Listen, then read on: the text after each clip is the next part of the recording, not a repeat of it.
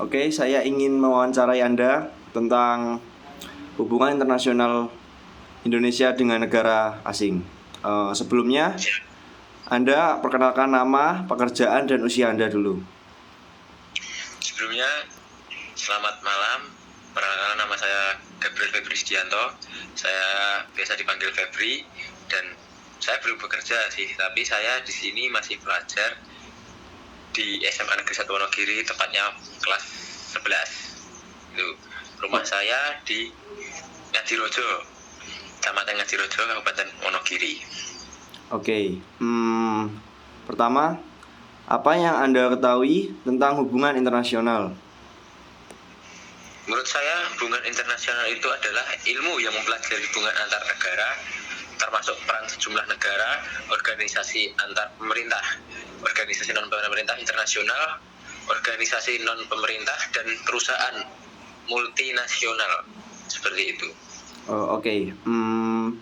Bagaimana tanggapan Anda tentang partisipasi Indonesia dalam kancah internasional? Partisipasi Indonesia dalam kancah internasional itu cukup besar ya perannya, terutama pada satu, kalau menurut saya, mengirimkan duta besar ke beberapa negara atau menerima duta besar negara lain yang menjalin kerjasama dengan Indonesia. Dua, mendukung gerakan zona bebas nuklir di kawasan negara-negara anggota seperti negara anggota ASEAN. Yang ketiga, mendukung terselenggaranya ASEAN Free Trade atau kita bisa sebut AFTA di kawasan negara anggota ASEAN. Yang keempat, ada peran Indonesia lainnya dalam perdamaian dunia dalam bentuk hubungan internasional, yakni turut berpartisipasi dalam kegiatan pertukaran pelajar dan mahasiswa dari dalam negeri ke luar negeri, dan bahkan Indonesia juga pertukaran pelajar di Indonesia di antar kawasan provinsi juga banyak terjadi seperti itu. Oke.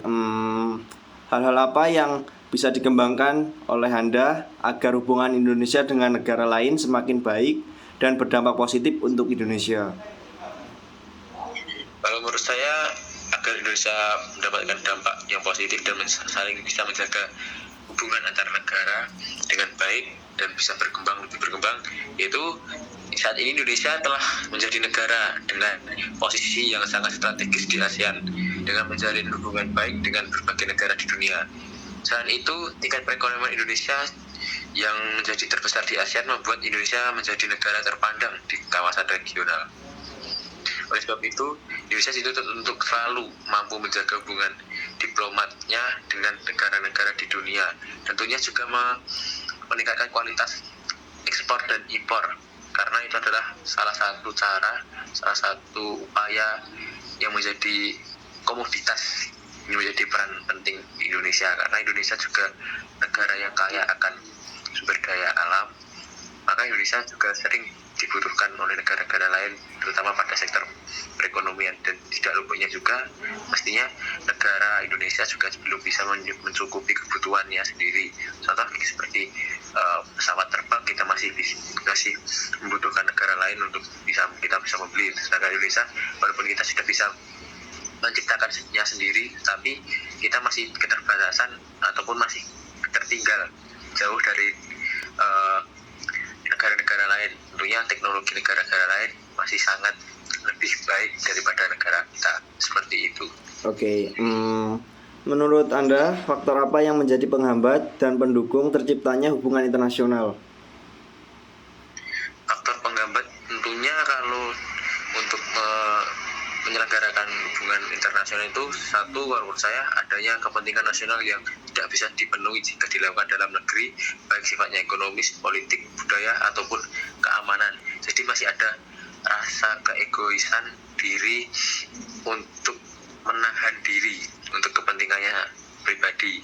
Jadi kalau kita tidak bisa secara global mensupport ataupun kita terbuka, itu malah menghambat negara kita untuk berkembang, karena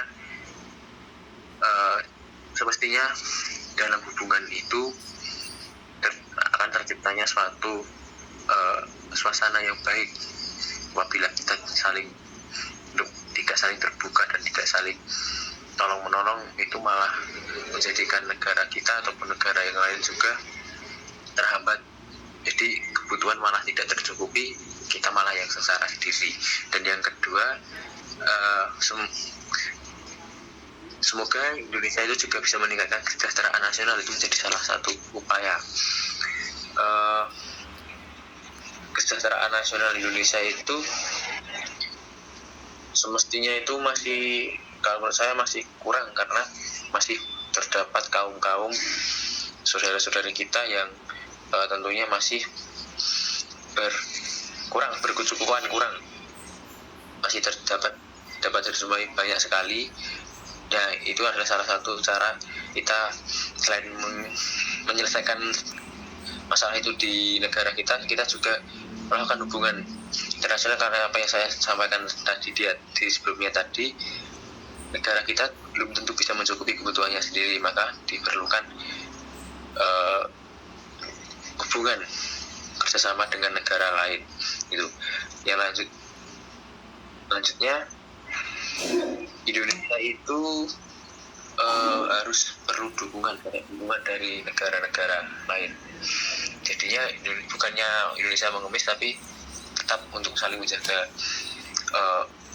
kesejahteraannya, menjaga nama baik Indonesia, dan juga saling meningkatkan hubungan dan tidak sungkan untuk saling terbuka dan bekerja sama dengan negara lain seperti itu.